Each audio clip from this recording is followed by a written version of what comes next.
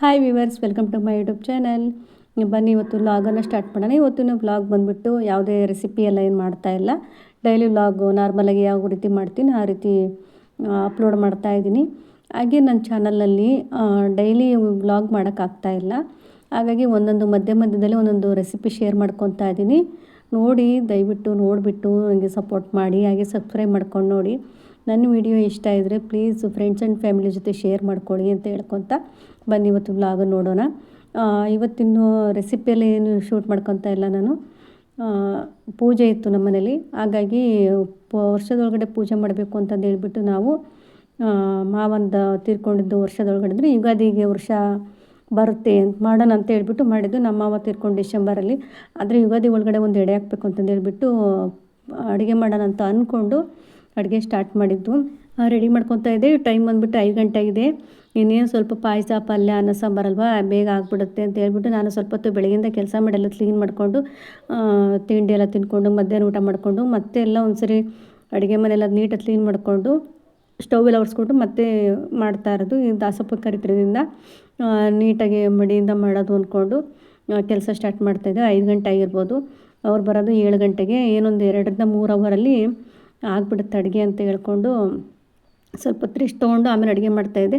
ನಾನಿಲ್ಲಿ ಅಡುಗೆಗೆ ಬಂದುಬಿಟ್ಟು ಬೀನ್ಸ್ ಪಲ್ಯ ಮಾಡ್ಕೊತಾ ಇದ್ದೀನಿ. ಬೀನ್ಸ್ ಪಲ್ಯ ಮತ್ತು ಹೆಸರುಬೇಳೆ, ಕೋಸಂಬರಿ, ಹಾಗೆ ಕಡಲೆಬೇಳೆದು ವಡೆ ಮಾಡೋಣ ಎಡೆಗೆ ಅಂತ ಹೇಳ್ಬಿಟ್ಟು ವಡೆ ಎಲ್ಲ ರೆಡಿ ಮಾಡ್ಕೊತಾ ಇದ್ದೆ.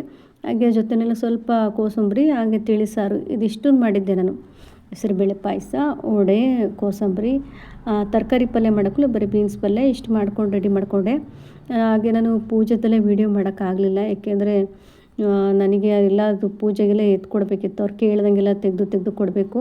ಹಾಗೆ ನನಗೂ ಸ್ಟ್ಯಾಂಡ್ ಇಟ್ಬಿಟ್ಟು ಅದ್ರ ಪಾಡಿಗೆ ಅದು ವೀಡಿಯೋ ಆಗ್ತಿತ್ತು, ಮಾಡ್ಬೋದು. ನನಗೆ ಏನೋ ಒಂಥರ ಪೂಜೆ ಅಂತ ಮಾಡ್ತಿದ್ಮೇಲೆ ಏನೋ ಒಂಥರ ಅನ್ನಿಸ್ಬಿಡ್ತಿತ್ತು. ನನಗೆ ವೀಡಿಯೋ ಎಲ್ಲ ಮಾಡೋಕ್ಕಾಗಲಿಲ್ಲ. ಹಾಗಾಗಿ ತುಂಬ ಚೆನ್ನಾಗಿ ಪೂಜೆ ಮಾಡಿದರು. ದಾಸಪ್ಪ ಅವರು ಬಂದಿದ್ದರು. ವೀಡಿಯೋ ಮಾಡಲಿಲ್ಲ. ಹಾಗೆ ಆಮೇಲೆ ಏನಾಯಿತು ಅಂದರೆ ಕೊನೆಗೆ ನಾನು ಸುಮ್ಮನೆ ಕಷ್ಟಪಟ್ಟು ಮಾಡಿಕೊಂಡೆ. ಎಡೆ ಎಲ್ಲ ಇಡಲಿಲ್ಲ ನಾವು. ಕೆಲವರು ಬೇಡ ಅಂತಂದ್ರು, ಕೆಲವರು ಇಡ್ತೀನಿ ಅಂತ ಅಂದರು. ನಮ್ಮ ಅತ್ತೆ ಒಬ್ಬೊಬ್ರು ಒಂದೊಂದು ಥರ ಹೇಳ್ತಾಯಿದ್ರು. ಹಾಗಾಗಿ ಏನಾಯಿತು, ಬೇಡ ಅಂತ ಹೇಳ್ಬಿಟ್ಟು ಕ್ಯಾನ್ಸಲ್ ಮಾಡ್ಕೊಂಡ್ವಿ. ಚಿತ್ರಾನ್ನ ಮಾಡಿದ್ದೆ ನಾನು. ಈರುಳ್ಳಿ, ಬೆಳ್ಳುಳ್ಳಿ ಹಾಕಿದ್ದೇನೆ. ಹಾಗೆ ನಾರ್ಮಲ್ ಚಿತ್ರಾನ್ನ ಮಾಡಿದ್ದೆ. ತುಂಬ ಚೆನ್ನಾಗಿರ್ತಿದ್ವು. ಒಂದು ಸರಿ ಮಾಡಿ ನೋಡಿ. ಸೇಮ್ ಅದೇ ಥರನೇ ಚಿತ್ರಾನ್ನ ಥರನೇ, ಆದರೆ ಈರುಳ್ಳಿ, ಬೆಳ್ಳುಳ್ಳಿ ಒಂದು ಸ್ಕಿಪ್ ಮಾಡಿಬಿಟ್ಟು ಕಡಲೆಬೇಳೆ, ಶೇಂಗಾ ಬೀಜ, ಮೆಣಸಿನ್ಕಾಯಿ, ಕರಿಬೇವು ಸೊಪ್ಪು ಇದಿಷ್ಟನ್ನು ಹಾಕ್ಕೊಂಡು ಕೊಬ್ಬರಿ ತುರಿ, ಹಾಗೆ ನಾರ್ಮಲ ನಿಂಬೆಹಣ್ಣು ಇರುತ್ತೆ. ಆದರೆ ಈರುಳ್ಳಿ ಒಂದು ಮಾತ್ರ ಇರಲ್ಲ, ಅಷ್ಟೇ ಸ್ಕಿಪ್ ಆಗಿರುತ್ತೆ. ತುಂಬ ಚೆನ್ನಾಗಿ ಟೇಸ್ಟ್ ಇರುತ್ತೆ ಡಿಫ್ರೆಂಟಾಗಿ. ಇದಿಷ್ಟು ಮಾಡಿಕೊಂಡೆ. ಅವರು ಇಲ್ಲ ವರ್ಷದ್ದಕ್ಕೆ ಎಡೆ ಹಾಕೋದು ಮತ್ತೆ ಬೇಡ ಅಂದರು. ಹಾಗಾಗಿ ನಾನು ಕಷ್ಟಪಟ್ಬಿಟ್ಟು ಬೇಗ ಮಾಡಿಕೊಂಡಿದ್ದೆ. ಆದರೆ ಎಡೆ ಇಡಲಿಲ್ಲ. ಅವರೇ ದಾಸಪ್ಪನೇ ಫಸ್ಟು ಕೂತ್ಕೊಂಡು ಊಟ ಮಾಡ್ಕೊಂಡು ಹೋದ್ರೆ ಇನ್ನೇನು ಮಾಡೋದು, ಮಾಡಿದ್ದು ನಾವೇ ಊಟ ಮಾಡ್ಕೊಂಡು ಅವ್ರು ಬಂದು ಊಟ ಮಾಡ್ಕೊಂಡು ಪೂಜೆ ಎಲ್ಲ ಆಯಿತು, ಮುಗೀತು. ಅವಾಗ ಆಗಿತ್ತು ಅವತ್ತಿನ ದಿನ. ಹಾಗೆ ನಾನಿಲ್ಲಿ ಬೆಳಗ್ಗೆ ರೊಟ್ಟಿ ಮಾಡೋಣ ಅಂತ ತೋರಿಸ್ಕೊಡ್ತಾಯಿದ್ದೀನಿ ನೋಡಿ. ಇನ್ನು ಯಾರಾದರೂ ರೊಟ್ಟಿ ಮಾಡಬೇಕು, ಅನ್ನ ಮಿಕ್ಕಿದೆ ಅಂತ ಹೇಳಿದ್ರೆ, ಸ್ವಲ್ಪ ಅನ್ನ ಮಿಕ್ಕಿದ್ರೆ ನಾನೇನು ಮಾಡ್ತೀನಿ, ಈ ರೀತಿಯಾಗಿ ಫಸ್ಟ್ ಸ್ವಲ್ಪ ಅನ್ನ ಮಿಕ್ಸಿಗೆ ಹಾಕ್ಕೊಂಡು ಚೆನ್ನಾಗಿ ಬಾಣಲಿ ಹಾಕ್ಕೊಂಡು ಚೆನ್ನಾಗಿ ಕುದಿಸ್ಕೊತೀನಿ. ಕುದಿ ಬಂದಾಗ ಏನಾಗುತ್ತೆ, ಸ್ವಲ್ಪ ಹಿಟ್ಟು ಹಾಕ್ಬಿಟ್ಟು ಒಂದು 2 ನಿಮಿಷ ಹಾಗೆ ಮುಚ್ಚಿಬಿಟ್ಟು ಮಿಕ್ಸ್ ಮಾಡಿಕೊಂಡ್ರೆ ರೊಟ್ಟಿ ರೆಡಿ ಆಗುತ್ತೆ. ನಮ್ಮಲ್ಲಿ ಜಾಸ್ತಿ ಸರಿ ಮಾಡ್ಕೊಂಡೆಲ್ಲ ರೊಟ್ಟಿ ಮಾಡೋಕ್ಕೋಗಲ್ಲ. ಅನ್ನ ಮಿಕ್ಕಿದ್ರೆ ರೊಟ್ಟಿ ಹಾಕೋದು. ಜಾಸ್ತಿ ಅನ್ನ ಇತ್ತು ಅಂದರೆ ಸರಿಯೆಲ್ಲ ಮಾಡ್ಕೊಳಕ್ಕೆ ಹೋಗಲ್ಲ. ನಾರ್ಮಲಾಗಿ ಹಾಗೆ ಅನ್ನಕ್ಕೇ ಡೈರೆಕ್ಟಾಗಿ ಹಿಟ್ಟು ಮತ್ತು ಉಪ್ಪನ್ನು ಹಾಕ್ಬಿಟ್ಟು ಮಿಕ್ಸಿಗೆ ಹಾಕ್ಕೊಂಡು ರೊಟ್ಟಿ ಮಾಡ್ತೀನಿ. ಅದನ್ನು ನೋಡಿರ್ಬೋದು. ಡೈಲಿ ನಮ್ಮ ವ್ಲಾಗನ್ನು ನೋಡೋರೆಲ್ಲ ಗೊತ್ತಿರುತ್ತೆ. ಇಲ್ಲ ಸ್ವಲ್ಪ ಅನ್ನ ಮಿಕ್ಕಿತ್ತು ಅಂದರೆ ಈ ರೀತಿ ಮಾಡ್ಕೊತೀನಿ ನಾನು. ಸ್ವಲ್ಪ ಹಿಟ್ಟಿದ್ದೆಲ್ಲ ಅದನ್ನು ಮಿಕ್ಸಿಗೆ ಹಾಕ್ಬಿಟ್ಟು ಬಾಣಲೆಯಲ್ಲಿ ಹಾಕಿ ಮತ್ತೆ ಸರಿ ಮಾಡ್ತೀವಲ್ಲ, ಅದೇ ಥರನೇ ಸೇಮ್ ಮೆಥಡ್. ಆದರೆ ಅನ್ನ ಉಳಿದಿರೋದನ್ನು ಮಿಕ್ಕಿದ್ದನ್ನು ರುಬ್ಬಾಕೊತಾ ಇದ್ದೀವಿ. ರುಬ್ಬಾಕ್ಕೊಂಡು ನಾರ್ಮಲಾಗಿ ರೊಟ್ಟಿ ಸರಿ ಎಲ್ಲ ಯಾವ ರೀತಿ ಮಾಡ್ತೀವೋ ಅದೇ ರೀತಿ ಮಾಡಿಕೊಂಡ್ರೆ ರೊಟ್ಟಿ ರೆಡಿ ಆಗುತ್ತೆ. ತುಂಬ ಚೆನ್ನಾಗಿ ಬರುತ್ತೆ. ಕಿತ್ತೋಗೋದಿಲ್ಲ, ಅದೆಲ್ಲ ಏನೂ ಆಗೋದಿಲ್ಲ. ತುಂಬ ಮೈದಾ ರೊಟ್ಟಿ ಬರುತ್ತಲ್ಲ ಆ ಥರ ಬರುತ್ತೆ. ಅಷ್ಟು ಚೆನ್ನಾಗಿರುತ್ತೆ. ಮಾಡಿ ನೋಡಿ. ಅನ್ನ ಏನಾದ್ರು ಮಿಕ್ಕಿತ್ತು ಅಂದರೆ ಅನ್ನದಿಂದ ರೊಟ್ಟಿ ಈ ಥರ ಮಾಡ್ಕೊಬೋದು ಆರಾಮಾಗಿ, ಚೆನ್ನಾಗಿ ಬರುತ್ತೆ. ಹಾಗೆ ನಮ್ಮ ಮನೆಯಲ್ಲಿ ಬಂದುಬಿಟ್ಟು ಇಲ್ಲಿ ಜಾಸ್ತಿ ಅಕ್ಕಿ ರೊಟ್ಟಿ ಮತ್ತು ಚಪಾತಿ ಎರಡನೇ ಜಾಸ್ತಿ ಮಾಡೋದು. ಅದರಲ್ಲೂ ವಾರಕ್ಕೆ 2 ಸರಿ ಅಂತೂ ರೊಟ್ಟಿ ಇರಲೇಬೇಕು. ಈಗಂತೂ ಸಿಲಿಂಡರ್ ಅಂತ ಕೇಳೋಂಗೆ ಇಲ್ಲ, ಸಿಲಿಂಡರ್ನೇ ಸಿಗ್ತಾಯಿಲ್ಲ. ರೊಟ್ಟಿ ಮಾಡೋದೆಲ್ಲ ಸ್ವಲ್ಪ ಕಮ್ಮಿ ಮಾಡಬೇಕು ಅಂತ ಅಂದ್ಕೊಂಡಿದ್ದೀನಿ. ನೋಡಬೇಕು, ಗ್ಯಾಸೆಲ್ಲ ಸಿಗ್ತಾಯಿಲ್ಲ ಅಂದರೆ ಏನು ಮಾಡೋದು, ತುಂಬ ಹೊತ್ತು ಟೈಮ್ ಬೇಕಲ್ವ. ಬೇಗ ಈ ಥರ ರೈಸ್ ಐಟಮು ಆ ಥರದ್ದೆಲ್ಲ ಮಾಡಬೇಕಾಗುತ್ತೆ. ನೋಡೋಣ, ಬುಕ್ ಮಾಡಿ ಆಗಲೇ ಒಂದು ವಾರ ಆಯಿತು, ಇನ್ನೂ ಸಿಲಿಂಡರ್ ಬಂದಿಲ್ಲ ನಮ್ಮ ಮನೆಗೆ. ಎಷ್ಟು ದಿನಕ್ಕೆ ಬರುತ್ತೋ ಗೊತ್ತಿಲ್ಲ, ನೋಡಬೇಕು. ಇವಾಗನೇ ರೊಟ್ಟಿ ಚಪಾತಿ ಮಾಡೋದೇ ಕಡಿಮೆ ಆಗಿಬಿಡುತ್ತೆ ನಾವು ಅಂದ್ಕೊಂಬಿಟ್ಟಿದ್ದೀನಿ. ಇಲ್ಲಿ ಪಲ್ಯ ಮಾಡಿದ್ದೆ ನಾನು ಜವಳಿಕಾಯಿ ಪಲ್ಯ. ಅದ್ರ ಜೊತೆಯಲ್ಲಿ ನಾನು ಸ್ವಲ್ಪ ಚಟ್ನಿ ಮಾಡ್ಕೊತಾನೆ. ಮುಳ್ಗಾಯಿ ಚಟ್ನಿ ಇದೆಲ್ಲ ನನ್ನ ಫೇವ್ರೇಟ್ ಚಟ್ನಿ ಅಂತ ಹೇಳ್ಬೋದು. ಈ ಚಟ್ನಿ ಇದ್ರೆ ನನಗೆ ಯಾವುದೇ ಪಲ್ಯಗಳು ಬೇಡ, ನನಗೆ ನಾನ್ ವೆಜ್ ಅಡುಗೆನೇ ಬೇಡ, ಅಷ್ಟು ಚೆನ್ನಾಗಿರುತ್ತೆ ಈ ಚಟ್ನಿ. ಬದನೆಕಾಯಿ ಪಲ್ಯ ಬಂದುಬಿಟ್ಟು ನಾನು ಒಂದು 3 ಹಸಿಮೆಣ್ಸಿನ್ಕಾಯಿ ಸುಡ್ಕೊಂಡಿದ್ದೀನಿ, ಆಗ ಒಂದು ಬದನೆಕಾಯಿ ಸುಡೋಕೆ ಇಟ್ಟಿದ್ದೀನಿ. ಇದು ಒಬ್ರಿಗೆ ಅಷ್ಟೇ, ಮತ್ತು ಹಸಿಮೆಣ್ಸಿನ್ಕಾಯಿ ಮತ್ತು ಬದನೆಕಾಯಿ ಎಲ್ಲ ತಿನ್ನೋದಿಲ್ಲಲ್ಲ, ಹಾಗಾಗಿ ನಾನು ಒಬ್ಳಿಗೆ ಒಂದು ಮುಳ್ಗಾಯಿ ಹಾಕ್ಬಿಟ್ಟು ಮಾಡ್ಕೊಂಡಿದ್ದೀನಿ. ನೋಡ್ಬೋದು ನಂದಿದೆ ಕುಟ್ಟೋದು. ಯಾವಾಗಲೂ ಅಷ್ಟೇ ಏನಾದ್ರು ಚಟ್ನಿ ಮಾಡಿಕೊಂಡ್ರೆ ಒಬ್ಳಿಗೆ ಅಂತಂದು ಇದೇ ರೀತಿಯಲ್ಲಿ ಮಾಡಿಬಿಡ್ತೀನಿ, ಬೇಗ ಆಗಿಬಿಡುತ್ತೆ. ಹಾಗೆ ಈ ಥರ ಕುಟ್ಟಿದ್ರೆ ಚೆನ್ನಾಗಿರುತ್ತೆ ಮಿಕ್ಸಿ ಹಾಕೋಕ್ಕಿಂತ ಮುಂಚೆನೇ. ನಾನಿಲ್ಲಿ ಬೆಳ್ಳುಳ್ಳಿ ಮತ್ತು ಕೊತ್ತಂಬರಿ ಸೊಪ್ಪು, ಹಸಿಮೆಣ್ಸಿನ್ಕಾಯಿ, ಉಪ್ಪು ಇದಿಷ್ಟನ್ನು ಫಸ್ಟು ಲಟ್ಟಣಿಗೆಯಲ್ಲಿ ಕುಟ್ಕೊತಾ ಇದ್ದೀನಿ. ಕುಟ್ಕೊಂಡು ಸಣ್ಣ ಆದಮೇಲೆ ಬದನೆಕಾಯಿ ಇದೆಯಲ್ಲ ಅದನ್ನ ಸುಲಿದ್ಬಿಟ್ಟು ನಾನು ಲಾಸ್ಟಲ್ಲಿ ಈ ಥರ ಹಾಕ್ಕೊತೀನಿ. ಟೊಮೆಟೊ ಎಲ್ಲ ಸೇರಿಸ್ಕೊತಲ್ಲ, ನೋಡ್ಬೋದು ಎಷ್ಟು ಚೆನ್ನಾಗಿ ಬೆಣ್ಣೆ ಥರ ಇದೆ ಬದನೆಕಾಯಿ, ತುಂಬ ಚೆನ್ನಾಗಿತ್ತು. ಹಾಗಾಗಿ ಮಾಡಿಕೊಂಡೆ. ಟೊಮೆಟೊ ಹಾಕಿದ್ರೆ ಏನಾಗುತ್ತೆ, ಅದೊಂಥರ ಟೊಮೆಟೊ ಚಟ್ನಿ ಥರ ಫ್ಲೇವರ್ ಬರುತ್ತೆ, ಅಷ್ಟು ಚೆನ್ನಾಗಿ ಟೇಸ್ಟ್ ಬರೋಲ್ಲ. ಬರೀ ಬದನೆಕಾಯಿ ಮತ್ತು ಮೆಣಸಿನ್ಕಾಯಿ, ಬೆಳ್ಳುಳ್ಳಿ ಹಾಕ್ಬಿಟ್ಟು ಮಾಡ್ಕೊಂಡು ನೋಡಿ, ತುಂಬ ಚೆನ್ನಾಗಿ ಟೇಸ್ಟ್ ಇರುತ್ತೆ. ನಾನಿಲ್ಲಿ ಅಕ್ಕಿ ರೊಟ್ಟಿ ನೋಡ್ಬೋದು ಎಷ್ಟು ದೋಸೆ ಥರ ಬಂದಿದೆ, ತುಂಬಾ ಚೆನ್ನಾಗಿದೆ, ಸ್ಮೂತಾಗಿ ಬರುತ್ತೆ. ಹಾಗೆ ಪಲ್ಯ ಜೊತೆಲಿ ನಾನು ಮುಳ್ಗಾಯಿ ಚಟ್ನಿ, ಅದ್ರ ಜೊತೆಲಿ ಸ್ವಲ್ಪ ಕಾಯಿಸಿರೋ ಎಣ್ಣೆ ಹಾಕ್ಕೊಬೇಕು. ಎಣ್ಣೆ ಹಾಕ್ಕೊಂಡು ತಿಂತಾಯಿದ್ರೆ ನನಗೆ ಯಾವ ಪಲ್ಯನೂ ಬೇಡ ಏನು ಬೇಡ, ಅಷ್ಟು ಚೆನ್ನಾಗಿ ಟೇಸ್ಟ್ ಇರುತ್ತೆ. ನೀವು ಯಾರಾದರೂ ಈ ರೀತಿಯಾಗಿ ಚಟ್ನಿ ಲೈಕ್ ಮಾಡೋರು ಯಾರು ಇದ್ದರೆ ಕಮೆಂಟ್ ಮಾಡಿ ತಿಳಿಸಿ. ಹಾಗೆ ನೆಕ್ಸ್ಟು ಅಂದರೆ ಹಬ್ಬದ್ದು ನಾವು ಯುಗಾದಿ ಆಯ್ತಲ್ವ, ಅವತ್ತಿನ ಹಿಂದಿನ ದಿನ ಹೋಗಿದ್ವಿ. ನನಗೆ 2 ಪಾಟ್ ಬೇಕಿತ್ತು ಅಂತಂದು, 2 ಜಾಸ್ತಿನೇ ಬೇಕಿತ್ತು. ನೋಡೋಣ ಅಂತ ಹೋದ್ವಿ. ಇಲ್ಲಿ ಹೋಲ್ಸೇಲ್ ಅಂತ ಹೇಳ್ತಾರೆ, ಅಂಗಡಿಗಿಂತ ಜಾಸ್ತಿ ರೇಟೇ ಇದೆ ಪಾಟು. ಅಂಗಡಿಗಳೆಲ್ಲ ಒಂದು 70 ರೂಪಾಯಿ ಇದ್ದರೆ ಇಲ್ಲೆಲ್ಲ 80 ರೂಪಾಯಿ ಇದೆ ಒಂದು ಪಾಟು. ಕೇಳಿದ್ರೆ ಇಲ್ಲ ರೀ ಅಷ್ಟೇ ನಮ್ಮದು ಹೋಲ್ಸೇಲು ಅಂತ ಹೇಳ್ತಾರೆ. ಅದಕ್ಕೆ ಹೆಂಗಿದ್ರು ಬಂದಿದ್ವಲ್ಲ ಅಂತ ಹೇಳ್ಬಿಟ್ಟು ಅರ್ಜೆಂಟಾಗಿ ಬೇಕಿತ್ತು, ಒಂದು 2 ಪಾಟ್ ತೊಗೊಂಡು ಸಾಕು ಅಂತ. ಅಂಗಡಿನಲ್ಲೇ ಬೇರೆ ಸ್ಟೋರಲ್ಲಿ ಎಲ್ಲ ಸಿಗುತ್ತೆ, ಅಲ್ಲೇ ತೊಗೊಂಡ್ರೆ ಆಯಿತು ಅಂತ. ಇಲ್ಲಂತೂ ತುಂಬ ಚೆನ್ನಾಗಿತ್ತು. ಆದರೆ ನನಗೆ ಇನ್ನೊಂದು ಗಿಡ ಬೇಕಿತ್ತು. ಹೊರಗಡೆ ಒಂದು ಹೂವಿನ ಗಿಡ ಇದೆಯಲ್ಲ, ಅದು ಹಂದಿ ಎಲ್ಲ ಮಣ್ಣೆಲ್ಲ ತೆಗೆದುಬಿಟ್ಟು ಗಿಡನೆಲ್ಲ ಹಾಳು ಮಾಡಿದಿತ್ತು. ಸುಮಾರು ಹೂ ಬಿಡ್ತಾಯಿತ್ತು, ನೋಡ್ಬೋದು. ನಾನು ಬಾಗಲೆಲ್ಲ ತೋರಿಸ್ತಾ ಇದ್ದೆ, ಹೂವೆಲ್ಲ ಕಟ್ಟಿಬಿಟ್ಟು ಒಂದೊಂದು ಮೊಳ ಹೂವು ಸಿಗೋದು, ಅಷ್ಟೊಂದು ಹೂವು ಬರ್ತಾಯಿತ್ತು. ಅದು ಗಿಡನೆಲ್ಲ ಮಣ್ಣನ್ನು ಬೇರು ಸಮೇತ ಎಳೆದು 4ರಿಂದ ಒಂದು 5 ಬಾರಿ ಎಳೆದು ಆ ಗಿಡ ಎಲ್ಲ ಒಣಗಿಸ್ಬಿಟ್ಟಿದೆ ಅದು. ಹಾಗಾಗಿ ಸ್ವಲ್ಪ ನರ್ಸರಿ ಗಿಡ ಆದರೆ ಚೆನ್ನಾಗಿ ತುಂಬ ಹೂ ಬಿಡುತ್ತೆ, ಜಾಸ್ತಿ ಬಿಡುತ್ತೆ. ಹಾಗೆ ಗಿಡ ಹೈಟಾಗೆಲ್ಲ ಹೋಗಲ್ಲ ಅಂತ ಹೇಳ್ಬಿಟ್ಟು ಒಂದು ಗಿಡ ಬೇಕಿತ್ತು ನನಗೆ. ಆ ಗಿಡ ಹುಡ್ಕೊಂಡು ಬಂದೆ. ನೋಡಿದ್ರೆ ಆ ಗಿಡ ಸಿಗಲಿಲ್ಲ ನನಗೆ, ಬೇರೆ ಇನ್ನೊಂದು ಕಡೆ ಎಲ್ಲ ನರ್ಸರಿಲಿ ಹೋಗ್ಬೇಕು. ನೋಡ್ಬೋದು ಈ ಹೂವು ಇದೆಲ್ಲ ಕಣಗಲ್ ಹೂವು ಅನ್ನೋದು, ಅದೇ ಥರದ್ರಲ್ಲಿ ಸಿಂಗಲ್ ಹೂವು ಬರುತ್ತೆ, ಒಂದು ಸುತ್ತು ಬರುತ್ತೆ. ಅದು ಚೆನ್ನಾಗಿರುತ್ತೆ, ಹಾರ ಕಟ್ಟಿ ಹಾಕೋಕ್ಕೂ ಕೂಡ ಚೆನ್ನಾಗಿರುತ್ತೆ. ಹೂವಿಂದು ಅಂಗಡಿಗಳೆಲ್ಲ ಹಿಡ್ಕೊಂಡಿರ್ತಾರೆ ಸಾಮಾನ್ಯವಾಗಿ, ಒಂದು ಸುತ್ತಿಂದ ಹೂ ಕಟ್ಟಿ ಹಾರ ಮಾಡಿರ್ತಾರಲ್ಲ ಆ ಥರದ್ದು ಬೇಕಿತ್ತು ಅಂದ್ರೆ ಹುಡುಕಿದೆ, ಸಿಗಲೇ ಇಲ್ಲ. ಕೊನೆಗೆ ನೋಡ್ಕೊಂಡ್ಬಿಟ್ಟು ತುಂಬ ಚೆನ್ನಾಗಿತ್ತು. ಇಲ್ಲಿ ಪಾಟ್ಗಳಾಗಿರ್ಬೋದು, ನೋಡ್ಬೋದು ಎಷ್ಟು ಚೆನ್ನಾಗಿದೆ. ಗಣೇಶ ಇದೆಲ್ಲ ಸಖತ್ತ ಕಲೆಕ್ಷನ್ ಇದೆ.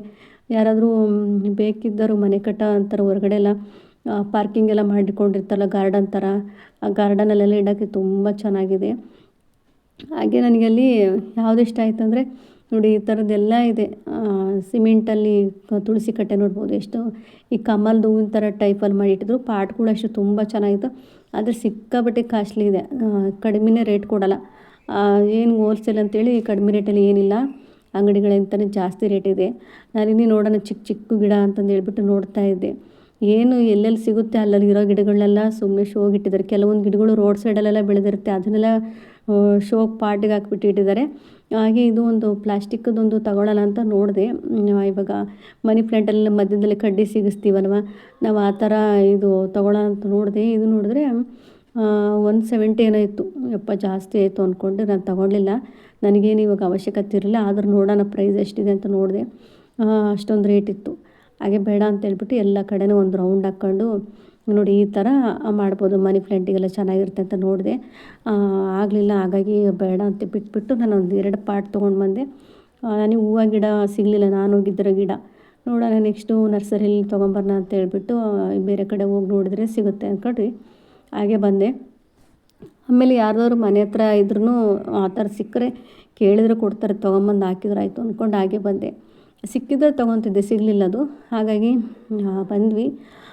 ಇಲ್ಲಿ ಎಷ್ಟೊಂದು ಹೂವು ಬಿಟ್ಟಿರ್ಬೋದು, ನೋಡ್ಬೋದು. ಇವಾಗ ಚಳಿಗಾಲ ಕಳೀತಿದ್ದಂಗೆ ಚಳಿನಲ್ಲೆಲ್ಲ ಹೂವು ಬಿಡೋಲ್ಲ, ಅದೆಲ್ಲ ಚಳಿಗಾಲ ಮುಗೀತಿದ್ದಾಗಲೇ ಹೂವೆಲ್ಲ ಸ್ಟಾರ್ಟ್ ಆದಮೇಲೆ ನಾನು ಹೂವುಗಳೆಲ್ಲ ಬಿಡಿಸ್ಕೊಂಬಂದೆ.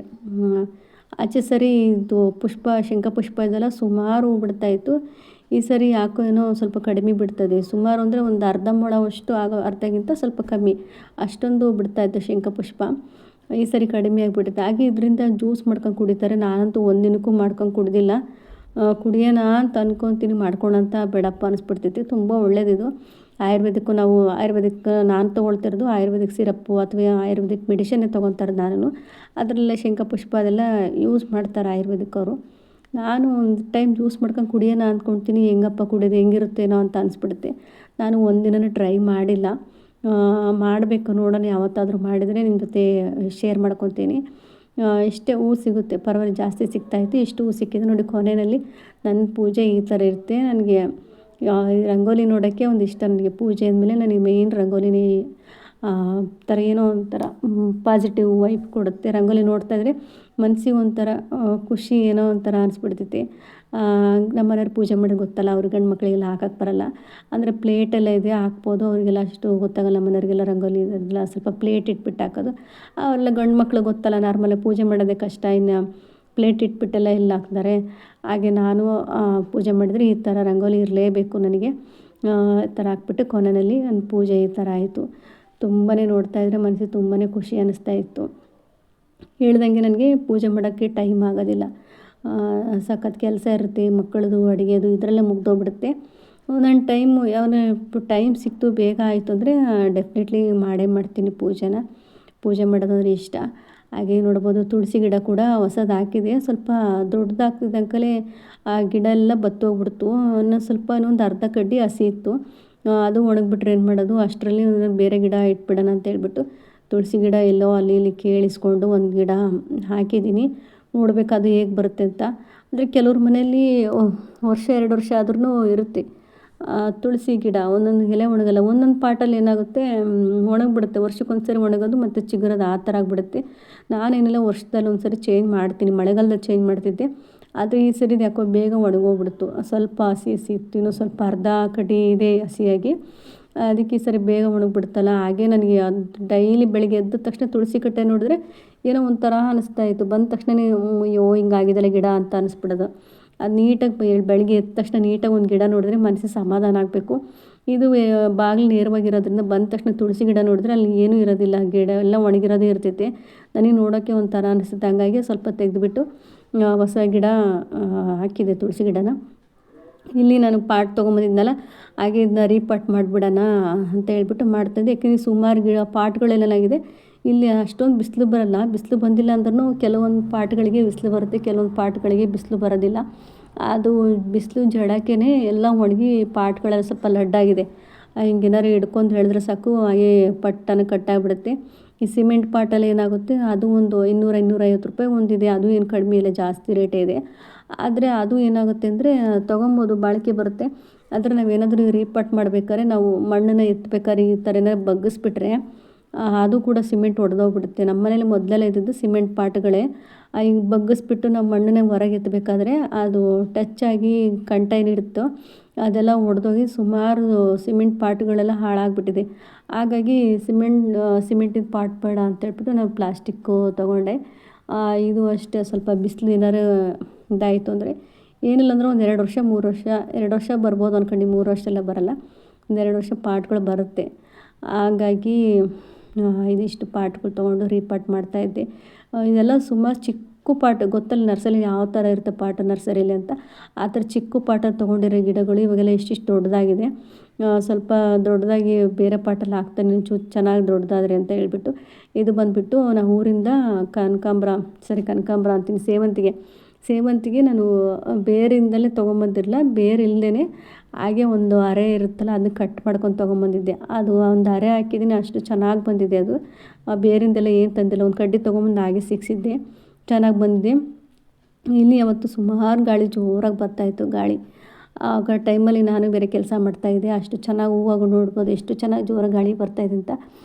ತುಂಬ ಚೆನ್ನಾಗಿ ಕಾಣಿಸ್ತಾ ಇತ್ತು. ನಾವು ಆ ಮನೆ ಯಾವ ಥರ ಹಬ್ಬದಲ್ಲೆಲ್ಲ ಕ್ಲೀನ್ ಮಾಡಿದಾಗ ಯಾವ ಥರ ಮನೆಯೆಲ್ಲ ಕಾಣಿಸುತ್ತೋ ಪಳಪಳ ಅಂತ, ಆ ಥರ ನಾನು ಈ ಗಿಡಗಳೆಲ್ಲ ಹೊಸ್ದಾಗೆಲ್ಲ ನೀಟಾಗಿ ರೀಪಾಟಲ್ಲಿ ಮಾಡಿದ್ಮೇಲೆಲ್ಲ ಏನೋ ಒಂಥರ ಫ್ರೆಶ್ಶಾಗಿ ಪಳಪಳ ಅಂತೆಲ್ಲ ಕಾಣಿಸ್ತಾ ಇತ್ತು. ಇದೆಲ್ಲ ಇದು ಅಷ್ಟೇ, ಇದನ್ನು ಯಾರ್ದೋ ಮನೆ ಹತ್ರ ಇತ್ತು, ಫ್ರೆಂಡ್ ಮನೆ ಹತ್ರ.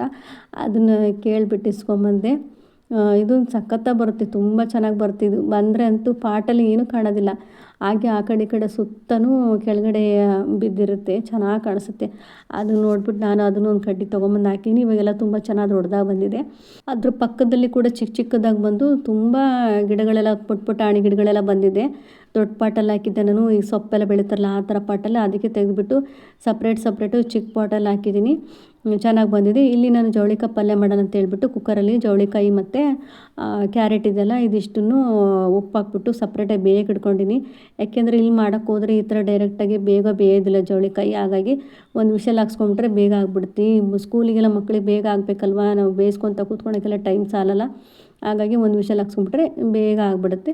ನಾನಿಲ್ಲಿ ಒಗ್ಗರಣೆಗೆ ಈರುಳ್ಳಿ ಮತ್ತು ಕರಿಬೇವು ಸೊಪ್ಪು ಹಾಗೆ ಟೊಮೆಟೊ ಹಣ್ಣನ್ನ ಚೆನ್ನಾಗಿ ಫ್ರೈ ಮಾಡ್ಕೊತಾ ಇದ್ದೀನಿ. ಇಲ್ಲಿ ನನ್ನ ಚಿಕ್ಕ ಮಗ ಕೂಡ ಸ್ನಾನ ಮಾಡಿಕೊಂಡು ಆಗಲೇ ಬಂದ.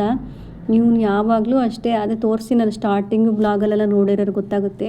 ನನಗೆ ಬಂದ ತಕ್ಷಣ ಈ ಥರ ಎತ್ಕೊಬೇಕು ನಾನು, ಹಾಗಾಗಿ ಮೊದಲೆಲ್ಲ ಪದೇ ಏನು ತೋರಿಸ್ಲಿ ಅಂತ ಹೇಳ್ಬಿಟ್ಟು ನಾನು ಯಾವುದೇ ವೀಡಿಯೋದಲ್ಲಿ ಹಾಕ್ಕೊಂಡಿಲ್ಲ. ಸ್ಟಾರ್ಟಿಂಗ್ ಒಂದೆರಡು ವೀಡಿಯೋದಲ್ಲಿ ತೋರಿಸ್ತಾ ಇದ್ದೆ.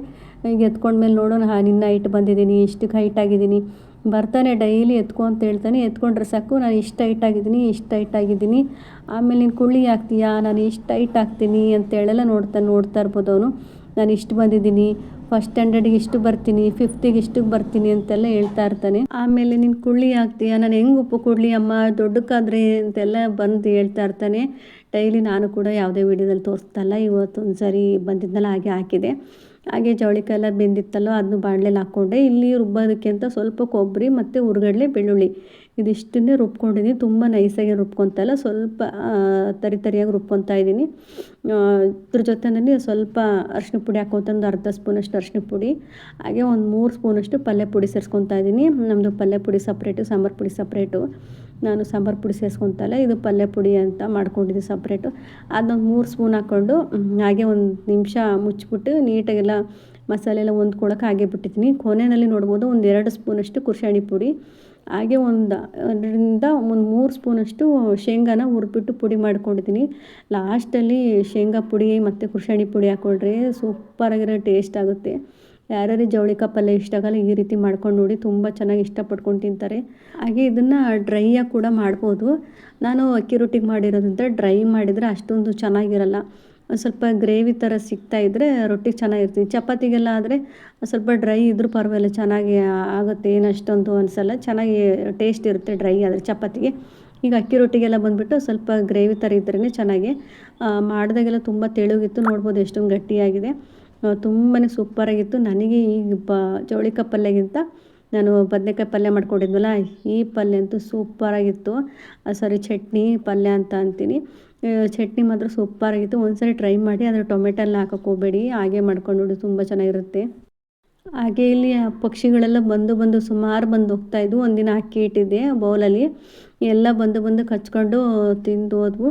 ಅದಕ್ಕೆ ಈ ಸರಿ ಇಟ್ಟಿದ್ದ ಅಕ್ಕಿದ್ದು ಆಚೆ ಸರಿ ಇಲ್ಲ, ನಾನು ಆ ಪಕ್ಷಿಗಳು ತಿನ್ನಲಿ ಅಂತ ಹೇಳ್ಬಿಟ್ಟು ಅದು ಮೀಶೋದಲ್ಲಿ ಆರ್ಡ್ರ್ ಹಾಕಿದ್ದೆ, ಬಂದು ತಿನ್ಕೊಂಡು ಹೋಗ್ತವೆ ಅಂತಂದು ಹೇಳ್ಬಿಟ್ಟು. ಆಮೇಲೆ ಅವು ಬರಲಿಲ್ಲ, ಈಗ ಇತ್ತೀಚೆಗೆ ಬರೋದಕ್ಕೆ ಸ್ಟಾರ್ಟ್ ಮಾಡಿಬಿಡ್ತಿದ್ದಾವೆ. ನೋಡಿನೇ ಒಂಥರ ಸಮಾಧಾನ ಆಯಿತು. ನಾವು ತರಿಸಿದ್ದಕ್ಕೂ ಸ್ವಲ್ಪ ಸಾರ್ಥಕ ಅನಿಸ್ಬಿಡ್ತು. ಯಾಕೆಂದರೆ ನಾವು ತರಿಸ್ಬಿಟ್ಟು ಅದು ಬಂದಿಲ್ಲ ಅಂದರೆ ನಮಗೂ ಬೇಜಾರು ಅನಿಸ್ಬಿಡ್ತೈತೆ, ಎದ್ರುಕೊಂಡು ಹೋಗ್ಬಿಡ್ತೇನೋ ಪಾಪ, ಹಂಗಾದ್ರೂ ಬರ್ತಿತ್ತಲ್ಲ ಅಂತಂದು. ಇವಾಗ ಬಂದು ತಿಂದೋಗ್ತದೆ, ನನಗೂ ಖುಷಿ, ಒಂದು ನೆಮ್ಮದಿ. ಹಾಗೆ ಇಲ್ಲಿ ನಮ್ಮ ಚಿಕ್ಕ ಮಗ ಸ್ಕೂಲಿಗೆ ಬಿಡೋಕ್ಕಂತ ಹೋಗ್ತಾಯಿದ್ದೆ. ನನ್ನ ಮಗ ಕೂಡ ಇವತ್ತು ಸ್ಕೂಲ್ ರಜೆ ಬಂತಲ್ವ, ಊರಿಗೆ ಹೋಗಬೇಕು ಅಂತ ಹೇಳ್ಬಿಟ್ಟು ಕಟ್ಟಿಂಗ್ ಮಾಡಿಸ್ಕೊಂಬರೋಕ್ಕೆ ಅಂತೇಳಿ ಕರ್ಕೊಂಡೋದೆ. ಅಲ್ಲೇ ಪಕ್ಕದಲ್ಲೇ ಇರೋದ್ರಿಂದ ಸ್ವಲ್ಪ ದೂರದಲ್ಲೇ ಇದೆ, ಅಲ್ಲಿ ಕಟ್ಟಿಂಗ್ ಮಾಡಿಸ್ಕೊಂಬರ್ದು. ಬರ್ತಾ ಇರ್ಬೇಕಾದ್ರೆ ನೋಡ್ತಾ ಇರ್ಬೋದು, ನಾನು ಶಾರ್ಟಲ್ಲಿ ಹಾಕಿರ್ತಾನೆ, ಎಷ್ಟು ಚೆನ್ನಾಗಿದೆ ಹೂವು ಅಂದರೆ. ಈ ಕಡೆಯಿಂದ ಬರ್ತಾನೋ ಆ ಹೂವು ಮೇಲೆ ಕಣ್ಣು, ಆ ಕಡೆಯಿಂದ ಬರ್ತಾನೋ ನನಗೆ ಹೂವು ಮೇಲೆ ಕಣ್ಣು. ನನ್ನ ಮಗ ಅಷ್ಟೇ ಯಾವಾಗಲಮ್ಮ ವೀಡಿಯೋ ಮಾಡಮ್ಮ ಅಂತಿರ್ತಾನೆ. ಎಷ್ಟು ಸರಿ ಮಾಡೋಣಪ್ಪ ವೀಡಿಯೋನ, ಸಾಕು ಬಾ ಅಂತ ಹೇಳ್ತೀನಿ. ನೋಡ್ಬೋದು ಎಷ್ಟು ಚೆನ್ನಾಗಿದೆ ಹೂವು ಅಂತೂ. ಮೇಲ್ಮೇಲಿಂದೆಲ್ಲ ತೆಗಿಬೇಕಿತ್ತು, ಮೇಲ್ಮೇಲಿಂದೆಲ್ಲ ಅಷ್ಟು ಚೆನ್ನಾಗಿದೆ ಹೂವು. ಮಾತ್ರ ಬೆಳಗ್ಗೆ ಹೋಗ್ತಾ ಎಲ್ಲ ಪಿಂಕ್ ಕಲರ್ ಇರ್ತೈತೆ, ಮಧ್ಯಾಹ್ನ ಆಚೆ ಬರ್ತಾ ಆಗಲೇ ಬಿಸಿಲಿಗೆಲ್ಲ ಒಣಗಿ ವೈಟ್ ಆಗಿರ್ತೈತೆ. ಅದನ್ನೆಲ್ಲನೂ ಹೂವು ಒಂದು ವೀಡಿಯೋ ಮಾಡ್ಕೊಂಡು ಚಿಕ್ಕ ಮಗನ ಕರ್ಕೊಂಡು ನಾವು ಮಧ್ಯಾಹ್ನ ಊಟ ಮಾಡಿಕೊಂಡು ಒಂದು 4 ಗಂಟೆಗೆ ಬಸ್ ಹತ್ಕೊಂಡು ಬಂದ್ವಿ ಊರಿಗೆ ಅಂತಂದು ಹೇಳ್ಬಿಟ್ಟು. ಊರಿಗಿಂದ ನಮ್ಮ ದೊಡ್ಡ ಮಗನಿಗೆಲ್ಲ ಎಕ್ಸಾಮ್ ಮುಗಿದಿತ್ತು, ಈ ಚಿಕ್ಕದಕ್ಕೆಲ್ಲ ಇನ್ನೂ ಮುಗ್ದಿರಲಿಲ್ಲ ಎಕ್ಸಾಮು. ಇವನಿಗೆ ಏನು ಇದೆ ಅಂತ ಹೇಳ್ಬಿಟ್ಟು, ಹಾಗೆ ಇವನು ಎಲ್ಲ ನಮ್ಗೆ ಬಿಟ್ಬಿಟ್ಟಿರಲ್ಲ, ನನ್ನನ್ನು ಬಿಟ್ಬಿಟ್ಟು ಅವನಿಗೇನಿದ್ರು ನನ್ನ ಜೊತೆಯಲ್ಲಿ ಅಷ್ಟೇ ಬರ್ತಾನೆ. ಇವನು ದೊಡ್ಡನಿದ್ದವನು, ಅಭ್ಯಾಸ ಆಗಿಬಿಟ್ಟಿದ್ದೆ ಅವನಿಗೆ. ಅವನು ನಾನು ಇಲ್ಲ ಅಂದ್ರೂ ಹೋಗ್ಬಿಟ್ಟಿರ್ತಾನೆ. ಹಾಗೆ ನಮ್ಮ ತಂಗಿ ಊರಿಗೆ ಕರ್ಕೊಂಡೋಗಿ ಬಿಟ್ಟು ಬರೋಣ, ಒಂದು 15 ದಿನ ಇರಲಿ, ಆಮೇಲೆ ಮತ್ತೆ ಕರ್ಕೊಂಬಂದ್ರೆ ಆಯಿತು ಅಂತ ಹೇಳ್ಬಿಟ್ಟು ಅವ್ನು ಬಿಟ್ಬಿಟ್ಟು ಬರೋಣ ಅಂತ ಹೋದೆ. ಶನಿವಾರದಿದು. ಶನಿವಾರ ಸಂಜೆ ಒಂದು 4 ಗಂಟೆಗೆ ಹೋದೆ. ಅಂದರೆ ಅಲ್ಲಿ ನೋಡಿದ್ರೆ ಬಸ್ಸೇ ಸಿಗಲಿಲ್ಲ, ಬಸ್ ಮಿಸ್ ಆಯಿತು. ಸೀದಾ ಬಸ್ ಇರೋದು 6:30 ಅಂತ ಹೇಳಿದ್ರು. 1.5 ಅವರು ಅಲ್ಲೇ ಬಸ್ ಸ್ಟ್ಯಾಂಡಲ್ಲೇ ಕಾದ್ವಿ. ಬೇರೆ ಕಡೆ ರೂಟಲ್ಲಿಂದ ಹೋದ್ರೂ ಅಷ್ಟೇ ಟೈಮಿಂಗ್ಸಲ್ಲಿ ಮನೆ ತಲುಪ್ತೀವಿ, ಈ ಬಸ್ಸಲ್ಲಿ ಹೋದ್ರೂ ಅಷ್ಟೇ ತಲುಪ್ತೀವಿ. ಸುಮ್ಮನೆ ಇನ್ನೇನಕ್ಕೆ ಸುತ್ತಾಕೊಂಡು ಬೇರೆ ಕಡೆ ಹೋಗೋದು ಅಂತ ಹೇಳ್ಬಿಟ್ಟು ಬೇರೆ ರೂಟಲ್ಲಿ, ಹಾಗಾಗಿ ಹೋಗಲಿಲ್ಲ ನಾವು. ಅದೇ ಬಸ್ಸನ್ನ ವೆಯ್ಟ್ ಮಾಡಿ 1.5 ಅವರು ಬಸ್ ಸ್ಟ್ಯಾಂಡಲ್ಲಿ ಕೂತ್ಕೊಂಡು ಕೊನೆಗೆ ಬಸ್ ಸಿಕ್ತು.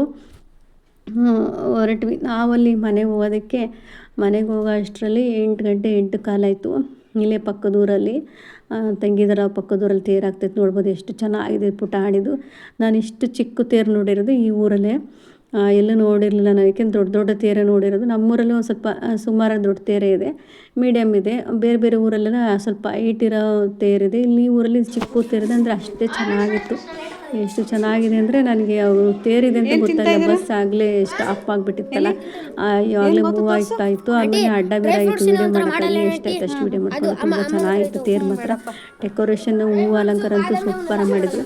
ಅಲ್ಲಿಂದ ಬಂದು ಮನೆಗೆ ನಮ್ಮದು ಊಟ ಎಲ್ಲ ಆಯಿತು. ಊಟ ಎಲ್ಲ ಮಾಡಿಕೊಂಡು ಹಾಗೆ ಹೊರಗಡೆ ಕೂತ್ಕೊಳ್ಳೋಣ ಅಂತೇಳಿ ಬಂದ್ವಿ. ನಾಯಿ ಸಾಕ್ಬಿಟ್ಟಿದ್ರು. ಆಚೆ ಸರಿ ಬಂದಾಗ ಇತ್ತೋ ಇರಲಿಲ್ಲ, ಫಸ್ಟ್ ಗೊತ್ತಾಗಲಿಲ್ಲ, ನನಗೆ ಅನಿಸಿಲ್ಲ. ಸಣ್ಣ ಸಣ್ಣ ಮರಿ ಅನಿಸುತ್ತೆ, ಇವಾಗ ಸಾಕಿರಬೇಕು. ನಾನೆಲ್ಲ ಬರ್ತಲೇ ಎಷ್ಟೊಂದು ತಿಂಗಳಾಯಿತು. ಅದು ನಾಯಿ ಮರಿ ಇತ್ತು. ಅದನ್ನು ಮಕ್ಕಳಿಗೆಲ್ಲ ನೋಡ್ಕೊತ ಆಟ ಆಡ್ಕೊಂಡು ಕರಿತಾಯಿದ್ರು. ಅದ್ರ ಹೆಸರು ಬಂದು ಚಾರ್ಲಿ ಅಂತ ಹೆಸರಿಟ್ಟಾರೆ. ಅದು ಚಾರ್ಲಿ ಅಂತಲೇ ಸಾಕು ಬರ್ತಾ ಇತ್ತು. ಅದನ್ನೆಲ್ಲ ಆಟ ಆಡ್ಸ್ಕೊತ ಕೂತ್ಕೊಂಡ್ವಿ. ನಾವೀಗ ಇನ್ನೇನು ಸ್ವಲ್ಪ ಹೊತ್ತು ಎಲ್ಲ ಕೆಲಸ ಆಯಿತು, ಊಟ ಆಯಿತು. ನಾನಂತೂ ಏನು ಕೆಲಸ ಮಾಡೋಕ್ಕೆ ಹೋಗಲಿಲ್ಲ, ಬಂದಿದ್ದೆ 8 ಊಟ ಮಾಡಿ ಆರಾಮಾಗಿ ಕೂತ್ಕೊಂಡಿದ್ವಿ ಮಾತಾಡ್ಕೊತ. ಇವ್ರು ನೋಡ್ಬೋದು ಫೋಟೋ ಇದೆಲ್ಲ, ಇದು ನಮ್ಮ ಅಜ್ಜ ಅಂದರೆ ನಮ್ಮ ಅವ್ವ ಇದ್ದಾರಲ್ಲ, ಅವ್ವನ ಅಪ್ಪ. ತವ್ರ ಮನೆಗೆ ನಮ್ಮ ತಂಗಿ ಕೊಟ್ಟಿರೋದು. ನಮ್ಮ ಅಜ್ಜ ಯಾವಾಗಲೂ ನಾನು ಸ್ಕೂಲಿಗೆ ಹೋಗ್ಬೇಕಾರೆಲ್ಲ, ಅಂದರೆ ನಾನು 4th ಸ್ಟ್ಯಾಂಡರ್ಡ್ ಓದೋ ತನಕ ಇಲ್ಲೇ ಓದ್ತಾ ಇದ್ದಿದ್ದು, ಚಿಕ್ಕಮ್ಮೂರಲ್ಲಿ. ಅಲ್ಲಿಂದ ನಮ್ಮ ಅಜ್ಜ ಬಂದುಬಿಟ್ಟು ಅಲ್ಲಿ ಸುಮಾರು ಜನ ಬಟ್ಟೆ ಅಂಗಡಿ, ಬಂಗಾರದ ಅಂಗಡಿ, ಇಲ್ಲಿ ಆ ಥರ ಎಲ್ಲ ಪರಿಚಯ ಇರ್ತಿದ್ರು. ಅಲ್ಲೆಲ್ಲ ಕೂರ್ತಾಯಿದ್ರು ನಮ್ಮ ಅಜ್ಜ. ಅಲ್ಲಿ ನಮ್ಮ ಚಿಕ್ಕಮ್ಮರೂರು ಮತ್ತು ನಮ್ಮ ಅಜ್ಜ ಊರು ಎಲ್ಲ 1.5 ಕಿಲೋಮೀಟ್ರ್ 2 ಕಿಲೋಮೀಟ್ರ್ ಅಷ್ಟೇ ಗ್ಯಾಪ್ ಇದ್ದಿದ್ದು.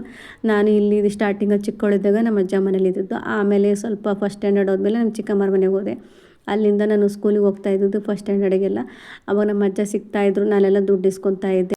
ಹಾಗೆ ನಮ್ಮ ಅಜ್ಜ ಕೊಡ್ತಾಯಿದ್ರು, ನನಗೆ 20 ಪೈಸಾ, 10 ಪೈಸಾ, 4 ಅಣಿ ಈ ಥರ ಎಲ್ಲ ಕೊಡೋರು.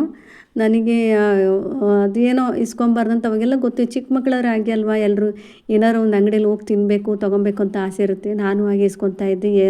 ಕೊಡೋ ತನಕ ಬಿಡ್ತಾಯಿರಲಿಲ್ಲ ಪಾಪ ಕೊಡೋರು.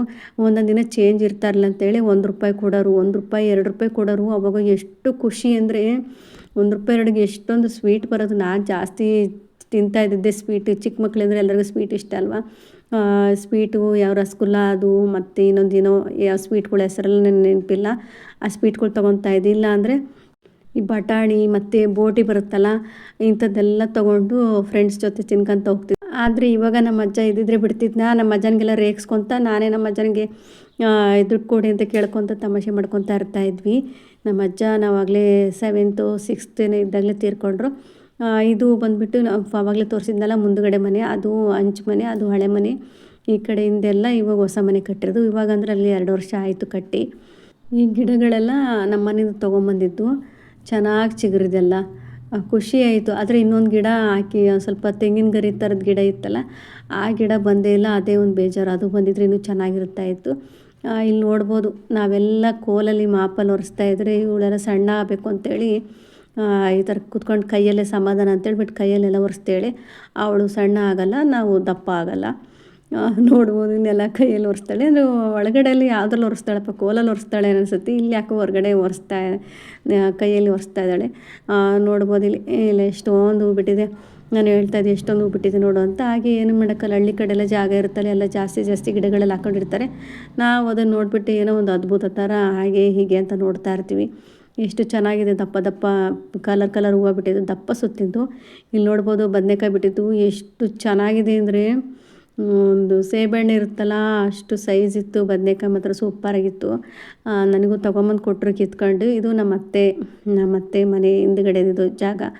ನಮ್ಮ ಅತ್ತೆ ಅಂದರೆ ನಮ್ಮ ಅವ್ವ ಇದ್ದಾರಲ್ಲ, ಅವ್ರ ಅಣ್ಣ ಮನೆ ಇದು. ಅವ್ರ ಅಣ್ಣನ ಮಗನ ಮನೆ. ಈ ಮನೆ ಇದೆಯಲ್ಲ ಇದು ನಮ್ಮ ತಂಗಿ ಮನೆ ಮೊದಲಿದ್ದು. ಇಲ್ಲಿ ಒಳಗಡೆ ಎಲ್ಲ ಸಾಮಾನು ಇಟ್ಟಿದ್ದಾರೆ, ಏನು ಆಳ್ಬಿಟ್ಟಿಲ್ಲ. ಈ ಮನೆ ಹಿಂದೆ ಸೈಡು ಹೊಸದಾಗಿ ಕಟ್ಕೊಂಡಿರೋದು.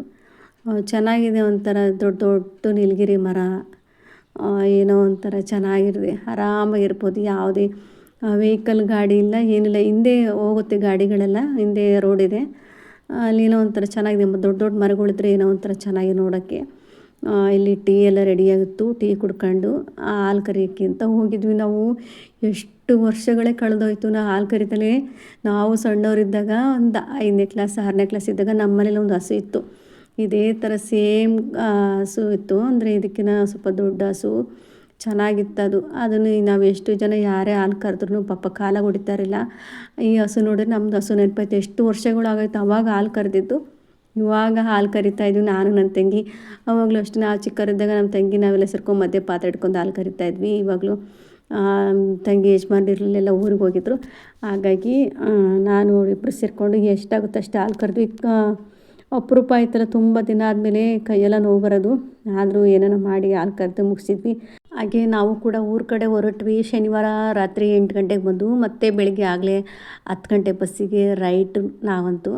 ಹಾಗೆ ನನ್ನ ಮಗನ ತಂಗಿ ಮನೇಲಿ ಬಿಟ್ಬಿಟ್ಟು ನಾವು ಊರ ಕಡೆ ಹೊರಟ್ವಿ. ನೆಕ್ಸ್ಟ್ ವಾರ ಬರ್ತೀವಿ ಆದರೆ ಅಂತ ಹೇಳ್ಬಿಟ್ಟು ನಮ್ಮ ಅತ್ತೆ ಬರೀ ಹುಷಾರಿಲ್ವ, ಹಾಗಾಗಿ ಇರೋಕ್ಕಾಗಲಿಲ್ಲ. ಸ್ವಲ್ಪ ಆರಾಮಾಗ್ತಾರೆ ಅವಾಗ ಬರ್ತೀವಿ ಅಂತ ಹೇಳ್ಕೊಂಡು ಬಂದ್ವಿ. ಇದಾಗಿತ್ತು ಇವತ್ತಿನ ವ್ಲಾಗ್. ಇಷ್ಟ ಆಗಿದ್ದರೆ ಪ್ಲೀಸ್ ಗೊತ್ತಲ್ಲ ಲೈಕ್ ಮಾಡಿ, ಶೇರ್ ಮಾಡಿ, ಸಬ್ಸ್ಕ್ರೈಬ್ ಮಾಡ್ಕೊಂಡು ನೋಡಿ. Thank you for watching.